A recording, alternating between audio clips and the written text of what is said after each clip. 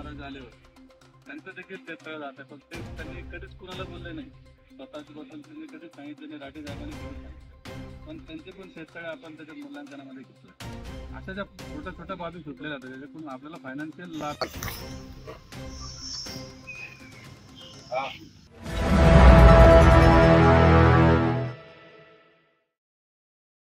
देवमूर्ती येथे जे आंदोलन सुरू आहे तिथे SDM साहेब शशिकांत हदगल साहेब पण इथं आलेले.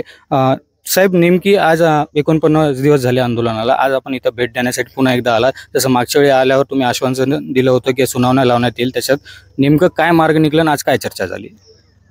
आपल्या इथल्या पहिल्या व्हिजिटनंतर आपण सगळ्या शेतकऱ्यांना गाववाईज सुनावण्या लावल्या होत्या. प्रत्येक शेतकऱ्यांचं म्हणणं ऐकून घेतलं होतं आणि त्यानुसार एकूण 65 शेतकरी आहेत की ज्यांच्यामध्ये काही बाबी सुटलेल्या आहेत आणि त्याचं मूल्यांकनाशी रिलेटेड काही विषय आहेत, काही क्षेत्राशी रिलेटेड विषय आहेत. या सगळ्यांमध्ये सगळ्या यंत्रणांकडून अहवाल घेऊन त्यापैकी 27 जणांची कारवाई पूर्ण झालेली आहे. त्याला मान्य जिल्हाधिकारी महोदयांच्या अध्यक्षतेखालील समितीने मान्यता देखील दिलेली आहे.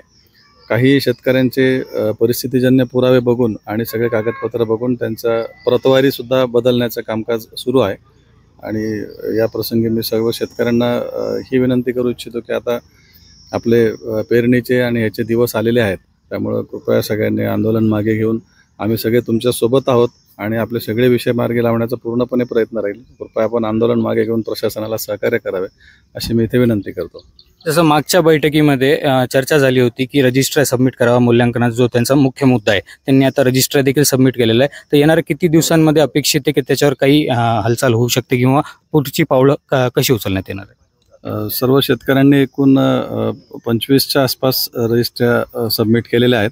त्या सर्व रजिस्ट्र्या पुढील अभिप्रायासाठी सहाय्यक संचालक नगररचना यांच्याकडे पाठवण्यात आलेल्या आहेत. त्यांचा अहवाल प्राप्त झाल्यावर त्यानुसार जिल्हा समितीमध्ये योग्य तो निर्णय घेता येईल. जसं हदगल साहेबांनी सांगितलं की आता जे मागच्या वेळेस जसं सुनावण्यामध्ये काही लोकांच्या काही गोष्टी राहिल्या होत्या ते आता कन्सिडर करण्यात आलेलं आहे आणि शेतकऱ्यांमध्ये आता एक आशेची किरण निर्माण झालेली आहे. आणि त्यांच्या मार्फत हे देखील बोललं जात आहे की हदगल साहेब जर थोडं दिवस पहिले आले असते तर आज आंदोलनावर बसण्याची वेळ आली नसती. मी अनुप राठी, आपण पाहत आहात पार्श्वमी डिजिटल.